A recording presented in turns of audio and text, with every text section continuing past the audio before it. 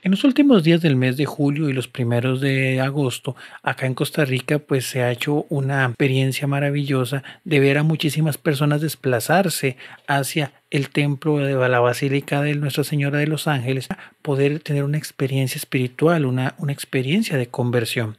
Esto que comúnmente conocemos con el nombre de peregrinaciones.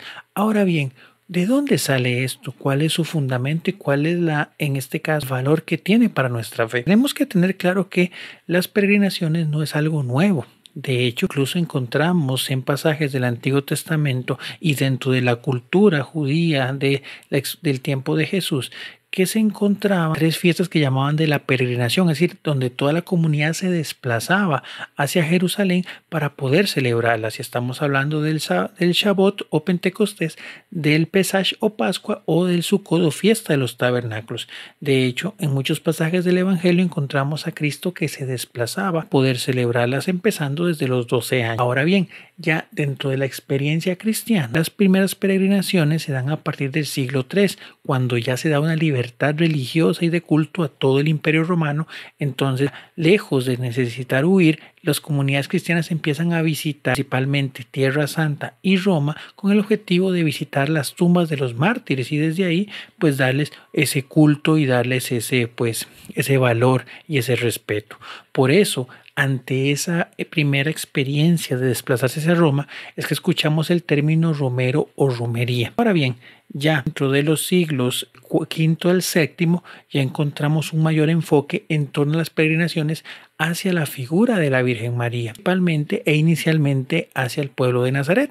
Ya en de los siglos XVI, perdón, del siglo XIV al siglo XVI, ya se encuentra su proceso de mayor esplendor, donde pues ya hay un sentido teológico bien marcado, un sentido espiritual ya pues se da esa experiencia con mayor fuerza de lo que es peregrinar.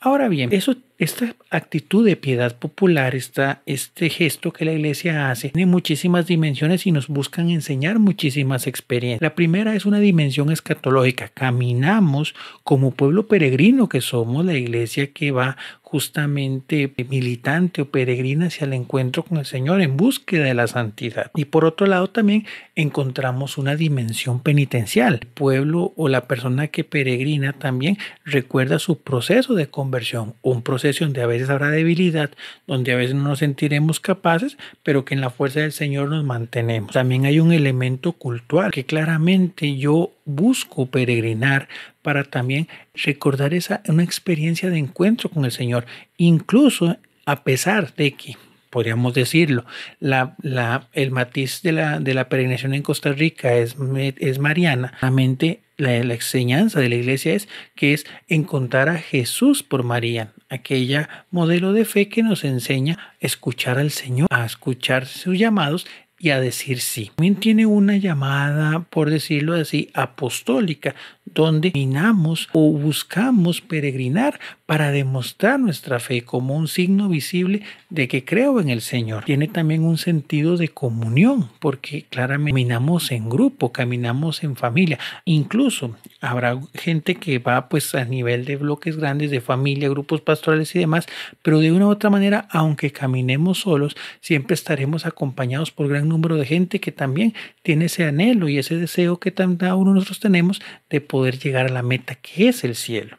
Ahora bien, ¿cuál es el valor o cuáles sean aquellas cosas necesarias para verdaderamente sacarle el jugo a una peregrinación? Pues es lo que el cardenal Cormac Murphy O'Connor nos decía que eran las 3 P, que es la plegaria. La peregrinación tiene que ser complementada como un momento de oración. También tiene que ser la penitencia, es decir, yo lo hago ofreciendo mi conversión y que todo esto que estoy viviendo, momentos de debilidad, los momentos en los que no puedo incluso alcanzar la meta, es con ese sentido de que yo vaya purgando y que vaya pues doblegando mi mentalidad con el fin de que pueda ir creciendo en la santidad. Finalmente, perseverancia, que es al final lo que esa virtud que nos ayudará a encontrar la salvación. ¿Por qué? Porque evidentemente quienes hemos hecho romería, hay momentos en los que queremos o decimos, no, ya no soporto más, ya me quiero ir para mi casa, yo ya quiero encontrar un carro.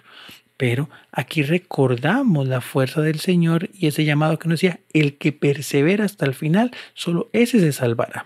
Entonces, también nosotros venciendo a nosotros mismos, venciendo todos esos sentimientos que nos quieren alejar justamente de ese llamado que tenemos de acercarnos hacia la salvación y la santidad, pues nos mantenemos firmes porque el Señor nos da la fortaleza. Entonces, vamos con ese sentido a vivir esta experiencia de fe con la convicción de que es un encuentro con Dios a través de María, claramente, que también nos enseña a poner la mirada en Jesús, pero que esto no sea un elemento meramente cultural o una tradición o un ejercicio, sino que verdaderamente se convierta en una experiencia de fe.